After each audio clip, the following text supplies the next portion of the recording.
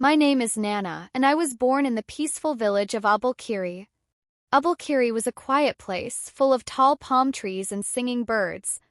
The sun always smiled on us. The rivers flowed gently, and the people were kind. Compound was wide and warm, with a big mango tree in the middle. Every evening, the smell of roasted yam and pepper soup filled the air. It was the kind of village where everyone knew everyone. And everyone knew me. They called me Nana the Good. Maybe it was because I always helped Mama sweep, or because I shared my food even when I was hungry. Maybe it was because I smiled at strangers and held old people's hands. I don't know. But people loved me. Sometimes they gave me gifts without asking. Mama Ada gave me soft chin-chin. Kulbako gave me shiny beads. Even Papa Yuzo, the grumpy fisherman, once told me, "Nana, your heart shines brighter than the moon." But I was not the only child in our house. I had a sister. Her name was Amora. Amora was older than me by 3 years. She had strong arms and sharp eyes. She braided her hair with red threads, and she liked to wear gold-colored wrappers. Amora was beautiful, not just a little but very. People turned to look at her when she walked past. But they didn't smile at her the way they smiled at me. Amora didn't like that. She didn't understand why people always ran to hug me first, why they listened when I spoke, why Papa called me his little light. I didn't mean to take anything from her. I loved her. She was my big sister. I followed her everywhere. I tied her scarf for her and helped her pick flowers. I looked at her like she was a queen. But Amora, she looked at me like I was a storm. As we grew, it became worse. Mama would say, "Nana, you sing like a bird."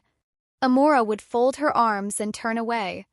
Papa would say, "Nana, help me with my fishing nets," even though Amora was older and stronger. When I cooked, the neighbors praised the food. When Amora cooked, no one said anything. And slowly, her heart began to change. She stopped laughing with me. She stopped playing AO games in the evening. She didn't braid my hair anymore. When I told jokes, she rolled her eyes. She began to wear black beads and spent hours looking into the river. Sometimes I caught her staring at me in a strange way, as if she wished I would disappear.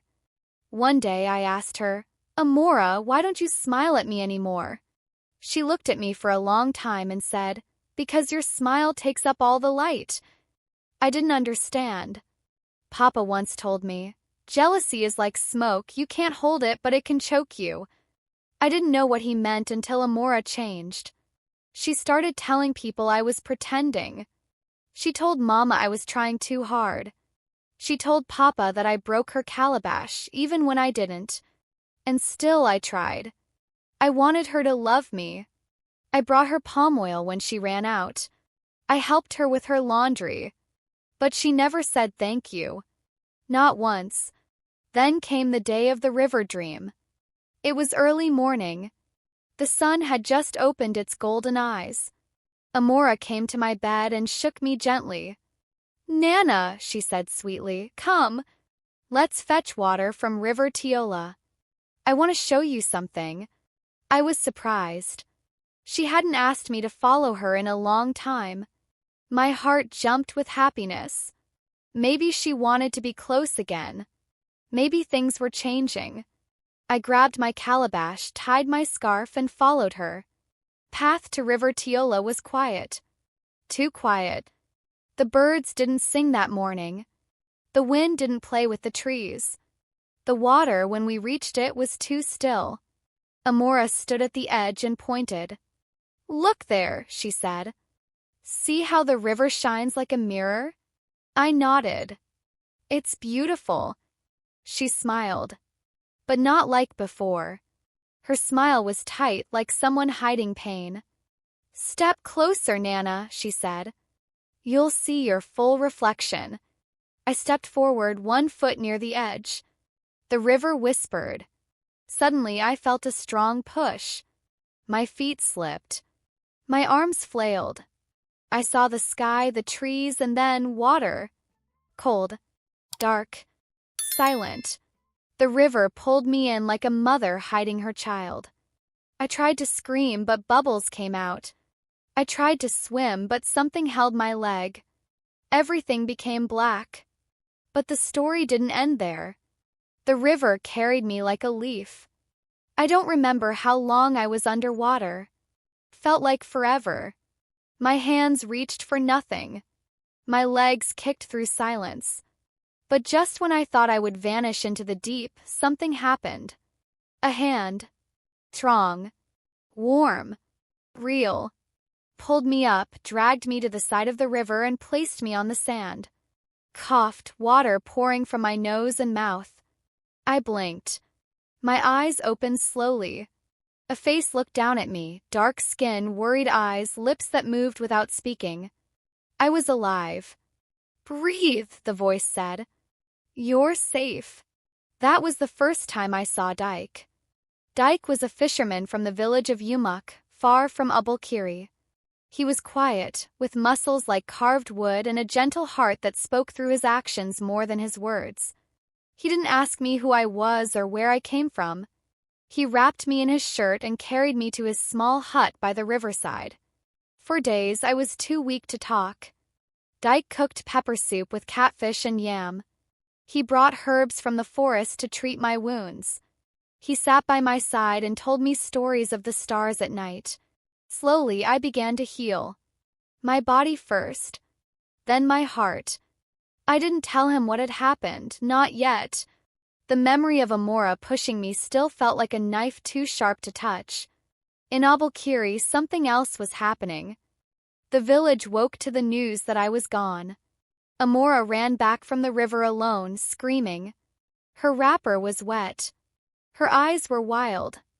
"She slipped," she cried. "Nana slipped into the river." I tried to save her. Mama collapsed to the ground. Papa ran to River Tiola, shouting my name.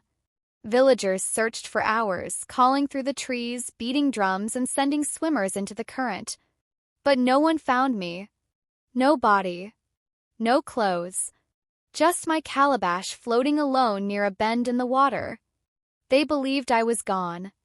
Mama wailed for 7 days. Papa stopped eating. Children placed white flowers near the riverbank. Even the birds were quiet. Abulkiri became a place of mourning.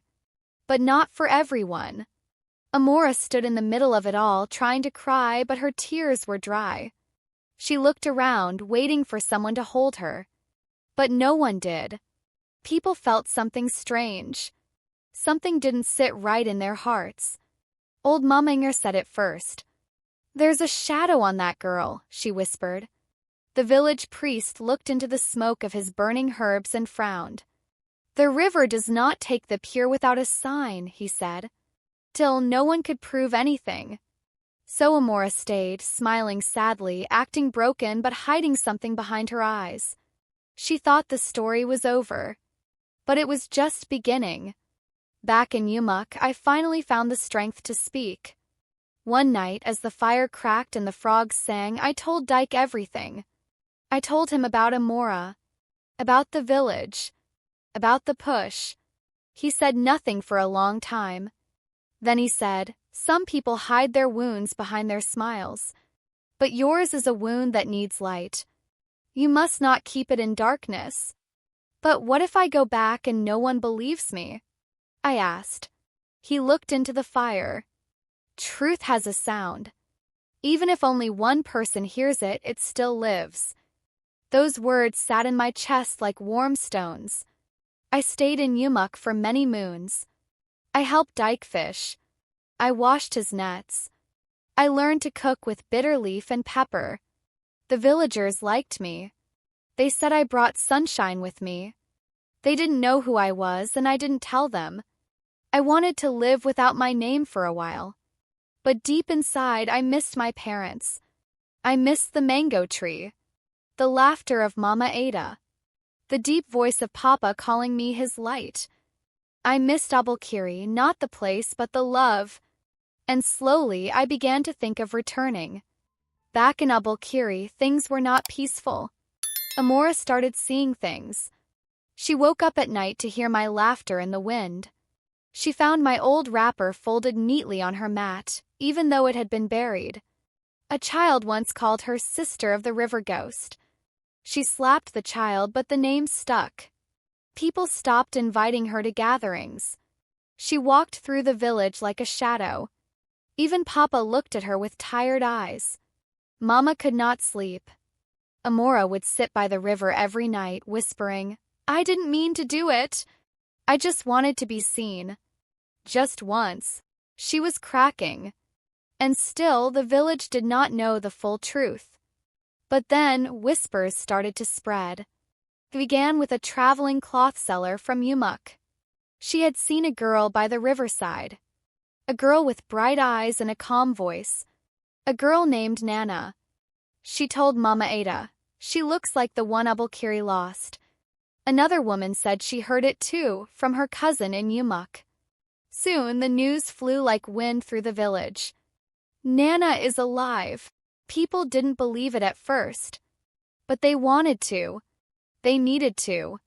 Mama ran to the river every morning, waiting for a sign. Papa carved a stool and placed it by the gate, saying, "When my daughter returns, she will sit here first." Even the trees seemed to lean toward the road, as if hoping to see me again. And I was ready. My name was no longer a secret. The whisper had become a wind. People in Abulkiri began to speak my name again, but this time with hope. Children who had never met me asked their mothers, "Is Nana coming back?" The men at the palm wine hut nodded and said, "The river did not win." Even the animals in the forest seemed to listen closely when someone said, "Nana." But one person was not happy about this. Amora. She heard the whispers too. First, from a stranger at the stream. "You look like that girl in Umuk, the one they say came from the dead." Then from Mama Inger, who stared at her long and hard. "She's coming," the old woman said. Amora laughed nervously. "Who?" Mama Inger didn't blink. "Your sister." Amora tried to smile. She said, "That's not possible." But inside her heart, fear had returned. That night, she ran to River Tiola and screamed at the water. "You were supposed to take her." The river said nothing. Only a white bird flew across the sky and landed where Amora once pushed me in. Sat still, watching her, unblinking. Amora threw a stone. The bird did not move. She ran home shaking. Her sleep became broken. She dreamed of me walking into the village, dressed in white with light all around me. In the dream, people clapped and danced. Amora stood far behind, cold, alone, unseen. She woke up crying. The guilt had become a wall she could no longer climb. In Umuk, Dyke and I sat by the fire as the stars blinked above. "They know," he said. I nodded. "Are you ready?" he asked. I had asked myself that question every morning. Was I ready to face the girl who pushed me? Was I ready to look my parents in the eyes and tell them what really happened? Would they believe me? Would they think I was making it up? But truth is like a drum. Even if you cover it, it still finds a way to speak. "I'm ready," I whispered. We packed our things. Dyke said he would walk with me halfway, then return. "Abulkiri is your story," he said, "but remember, you carry light. Let no shadow steal it again." I hugged him like a brother. We stood by the river, and for the last time I dropped a flower into the water and said, "You did not win." The road to Abulkiri felt long, but my feet were strong. As I walked, I saw familiar trees, old paths, a swing I once made from palm rope. My heart beat loudly. I touched the necklace Mama gave me when I turned 10. Still hung around my neck, though faded and thin. Then I saw it, my village. Abulkiri looked the same. But I had changed. People stared. Some dropped what they were holding. One man rubbed his eyes. A child screamed, "She's back!" Mama was pounding yam when she heard the noise. She turned slowly. Her hands dropped the pestle. She saw me. For a second, she didn't breathe. Then she ran. We met in the middle of the compound. She held me like someone afraid I would disappear again. She cried. I cried. Papa came next.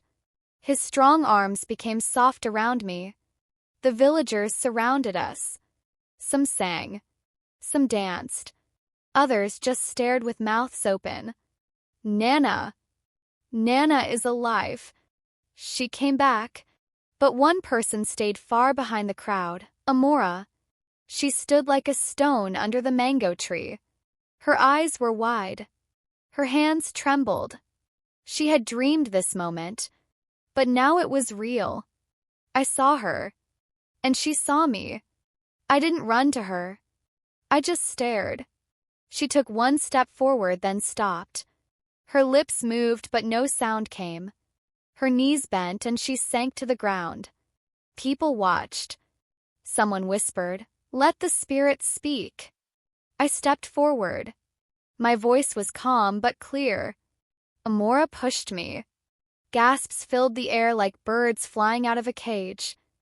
She took me to River Tiola, I continued. She said to look into the water. And then she pushed me in. Silence. Only the sound of the wind. Amora didn't deny it. She didn't say, "That's not true." Instead, she covered her face and began to cry. Loud, heavy, broken cries. The elders were called. They sat under the big iroko tree. People gathered. I sat beside Mama. Papa stood behind me. Amora was brought forward. Her face was full of tears. She looked smaller than I remembered.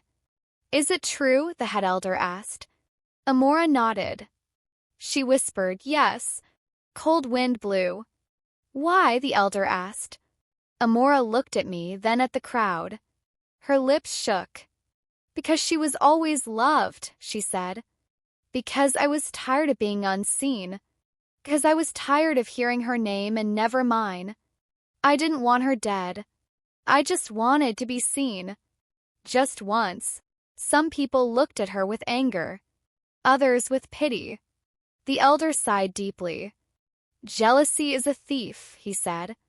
"It steals both the heart of the jealous and the joy of the one they envy." Crowd was quiet. Then the elders stood and made a decision. "Amora," the oldest one said, "you shall be banished from Abulkiri for 7 moons. You will go to the village of Akuru and serve the widows and the orphans. You will clean their huts, fetch their water, and feed their children. You will learn that to be seen, you must first see others." Amora fell to her knees. She cried again. "I am sorry," she whispered. "Nana, I'm sorry." I looked at her. I stood up. And I walked to her. I reached out my hand. She stared at it, shocked. Then she took it. I helped her up. I said, "I forgive you." People gasped again. "But why?" someone asked. "Because love is not a fight," I said. "It's not a light you steal. It's one you share." Amora wept like a child. The sun was setting. The sky turned gold and purple. She was led away that evening, barefoot, with only a small bag. And as she walked through the village gate, she turned once. I waved. She waved back. The village was quiet the day Amora left. Even the wind seemed to walk softly. She wore a plain wrapper, her hair tied back, her eyes red from weeping. There were no drums, no farewells, no celebration. Only silence. And silence has a sound when the heart listens. As she stepped through the village gate, carrying nothing but her guilt in a small bag, the sky wept a little too. A soft rain, gentle and light like tears from the clouds.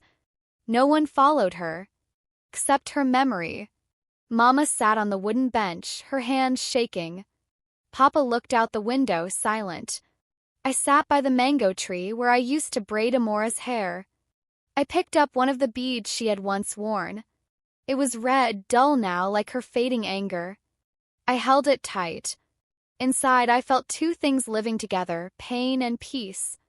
Days passed. Life tried to return to normal in Abulkiri. But it didn't. People smiled again, but it was slower. Children played again, but they sometimes stopped to ask, "Where is Amora now?" The market women spoke in whispers, and when they saw me, they greeted me with respect, not just love.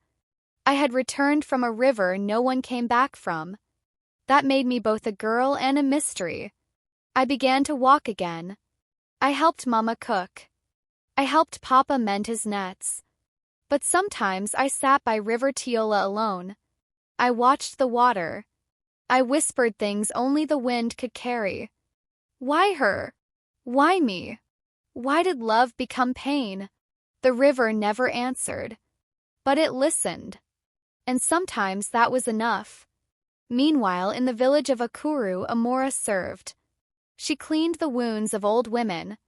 She fetched firewood for men with missing legs. She swept floors until her fingers bled. Children in Akuru did not know her past.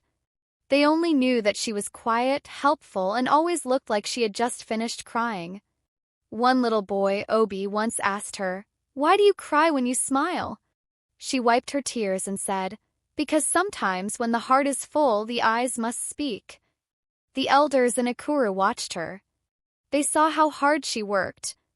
They saw how she didn't sleep until every orphan had eaten. They saw her give her only wrapper to a widow on a cold night. Slowly, they began to call her Amora the Gentle. But Amora never smiled fully. Not the way I used to smile at her when we were girls. After 7 moons, she returned. She came back with her feet dusty and her heart softer. She came back thinner, quieter, and wrapped in humility. She didn't ask for anything. She didn't demand forgiveness. She only walked to the mango tree and sat under it. That evening, I sat beside her. We didn't speak at first. Then she said, "I saw a girl in Akuru with your eyes." I smiled. "I saw a boy in Yumuk with your laughter." We sat in silence. Then she whispered, "I'm sorry again." And I whispered back, "I still forgive you." She asked, "Do you still dream of the river?" I nodded. "Sometimes. But not always." "Me too," she said. "But now in the dream I pull you out." That night we lit a small fire together. We roasted plantains and ate quietly. The village watched from a distance, not sure what to say. But they saw something important, 2 girls, once broken, sitting like whole people again. The next day we walked to River Tiola together. We stood at the same spot. She looked at the water, then at me. "I was so lost," she said. "I know," I replied. We dropped 2 white flowers into the river. They floated gently, side by side. The river did not roar, did not whisper, just accepted. A few weeks later, the village elders called for a festival, the Day of Return. It was to honor second chances, to celebrate truth, and to remind every child that no jealousy can win where love is strong. That day, the villagers told the story of 2 sisters, one who nearly drowned and one who nearly drowned her soul. They spoke of a fisherman with kind hands, of a river that gave back what it took, and of a forgiveness that changed hearts. Children acted out the tale with leaves and sticks. Old women clapped. Young girls plaited their hair with red and white beads, one for pain, one for peace. I danced again that day. And so did Amora. But something had changed in us forever. We had learned the truth beneath the waters. That the heart can sink or float depending on how heavy the hurt is. That jealousy burns the one who carries it. And that love, real love, does not compete, does not push, does not break. It heals. Avalkiri remembered our story. The mothers told it to their daughters. Fathers warned their sons with it.